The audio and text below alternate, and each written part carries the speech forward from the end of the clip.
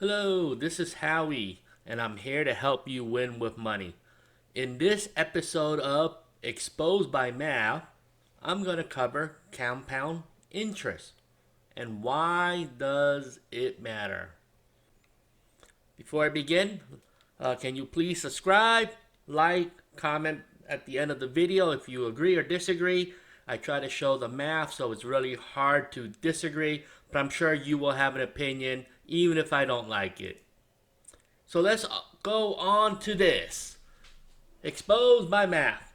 Compound interest is the eighth wonder of the world.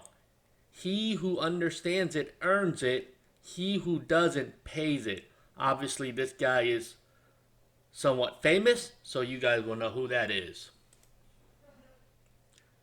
So let's go and talk about this. Why does Albert Einstein say this? And I like to always look at things from a really simple point. Let's talk about the truth. Why is this true? Did you know less than 10% of Americans will be millionaires on average? Now, this number changes every year, so I like to use some conservative numbers. But on average, the actual number is close to this. 20 million people are millionaires, and actually the number today is like 8.6 million, and the population today is about 328 million. So I just Googled it, and actually here's a updated value. So you can see it's about 331 million people in the US.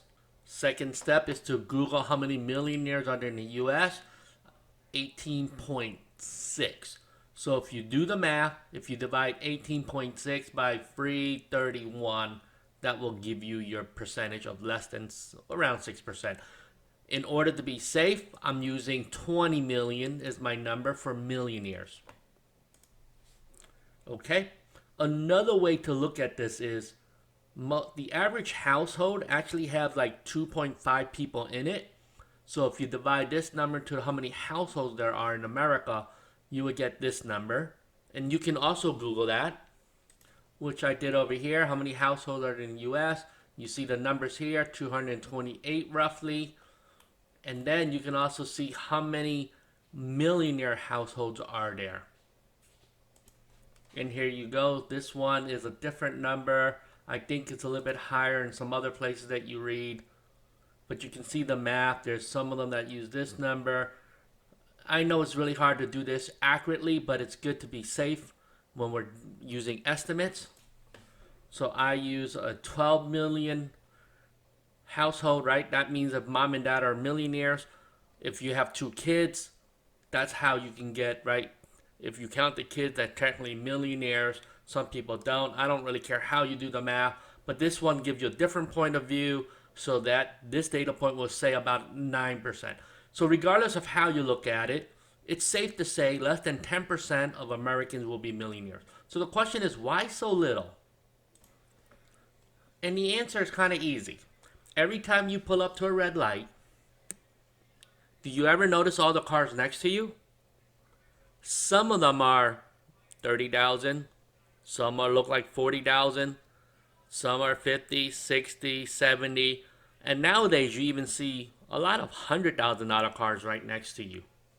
And I always ask myself, well, if there's only 10% of Americans that are millionaires, either a lot of millionaires are parked next to me at the red light and they're going to work like me, or the other conclusion, maybe 80% of those next to me are just broke, and maybe 10% or even 20% of those at the red light, maybe they are well-to-do. Maybe they will be fine regardless of what happens.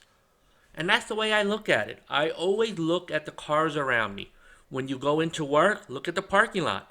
Sometimes if you work at a company with 1,000 cars, I can almost see 60% or 70% of the cars are nicer than the one I drive to work. But yet, I'm pretty sure not 60 or 70% of them make more money than you, or they may not even have a higher net worth than you. And I say the same things with expensive vacations. Sometimes you look at Facebook, people are going to Bora Bora. Some people are in Hawaii twice a year. Some people do ski trips. You look at all these expensive vacations and you wonder, are those people in the 10%? Are those the top 5%? Are those just broke people looking like they have money? And the same can be true with nice homes. You can live in a nice community, and it's sometimes safe to assume not everybody in that community is doing really well.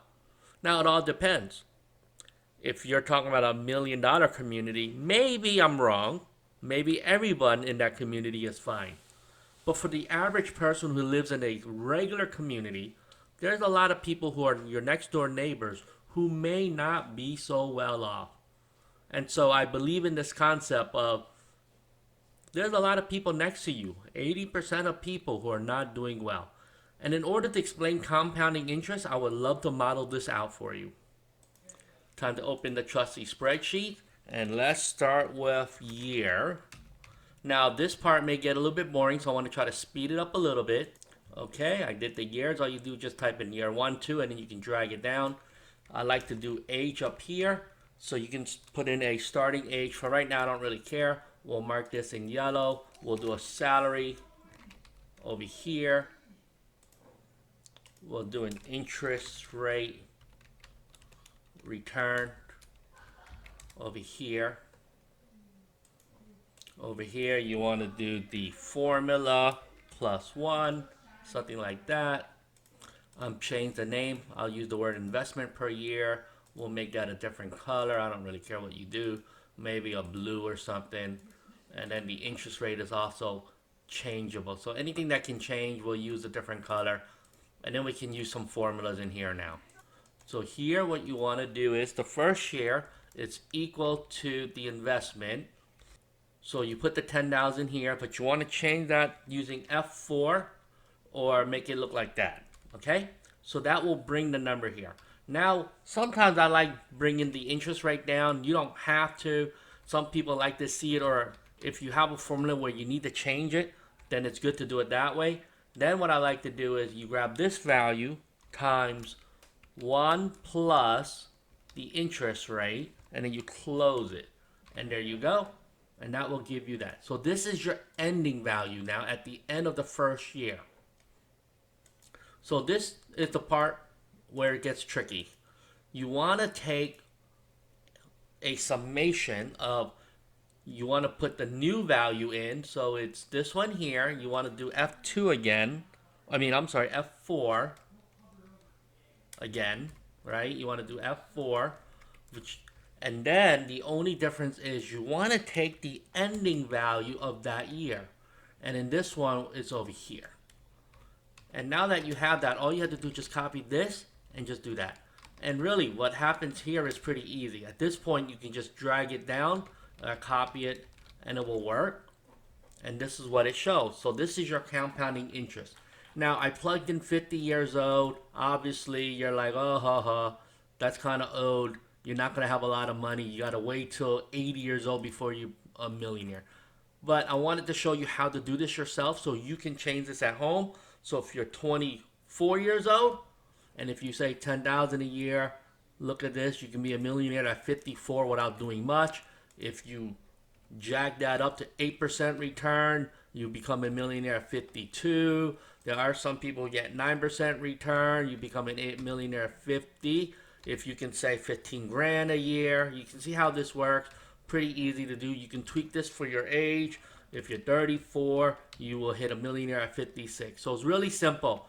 But for argument's sakes, I'm just going to use 10,000. We'll use a 7% rate of interest. Okay? Hopefully you got that. If you didn't, you can pause it, rewind it, and see it again. What you should notice is, if you do this, and let's make it simple. Let's not worry about changing percentages or changing contributions. Let's just keep it really simple. If you start at 10,000 a year and do it for the rest of your life, I don't care if you make more money or if you become a better investor. Look what happens. It takes roughly 8 years, the first 8 years, to hit your first 100,000. Okay? So that's a long time. You see that? That's a lot of work that you do. Now, what I want to show you is the power of compounding. I want to show you what happens. I'm going to mark off between this number here and somewhere around here. Okay? And I'm going to just use a different color green. So here it takes roughly 2.5 years to earn what? Between 400K to 500K. And I think you see that. See, in 2 years, you're only earning a little bit under. So I wanted to say, well, how much will it take to get from 4 to 5? It takes about 2.5 years. And then last, how long will it take for you to earn your next million? And that would be down here. You just do this, use a different color, and it takes 1 year total to go from what? 1.38 million, I can't even type while I'm talking, to 1.48 million. And this color is just so horrible, so hard to see. Maybe that one's a little bit better. Maybe I need to do darker. Maybe the fonts have to be a little bit bold so you can see it. So what's the point of doing this? Well, who does all the hard work in the beginning? You do. You got to put in all that money up front, and you see how it grows. At this point, look what happens here. This 100,000 took 8 years. This 100,000 took 2.5 years. This 100,000 took 1 year. And in fact, the longer you go, the numbers actually increase. So this can take, right? You can see that it can grow nearly 200,000, and it grows. And if you're younger, you can see this. And it's even easier if you change the percentage. But I wanted to show you this because this is using a very conservative interest rate or rate of return that you can get. And you can get this in the stock market. You can get this in real estate. Some people get it even in trading options, or dividends are a little bit harder. I mean, consistently, you can probably make a 5%, 4% consistently. 7 is a little bit hard unless you're buying some type of junk bonds or something a little bit higher risk. But the point is, 7% is not out of reach. The average stock market investor can probably make 9%, anywhere between 8 to 10 a year consistently over a long period of time. So this is why compounding interest is so awesome. If it only takes you a year to make 100,000 in this year, 35 years later, then why wouldn't you want to do it now? And that's where the saying comes from. Best time to plant a tree, 25 years ago. Second best time, now. Because you can't change what you didn't do in the past, but you can change what you do now. And if you didn't start early, that's okay. Best time is now, because if you don't start, you don't want to regret it 5 years, 10 years from now where you wish you did something. So now that I show you the compounding interest, here's a quick summary. If you invest at $10,000 a year each year and you get a 7% rate of return, it takes about 8 years to get to the first 100K. It takes about 2.5 years to get from 400K to 500K. And it only takes 1 year from 1.28 million to 1.38 million. If you do the heavy lifting at the start, your money will do it later. And that's the summary of this. Compounding interest works. As a plug for my other videos, there are more exposed by math videos that I have. Just look at the video playlist and you will see it. I will be making more of these in the future. If you have any other things that you want me to prove out by math, please comment below. I actually enjoy modeling these things out and trying to prove it.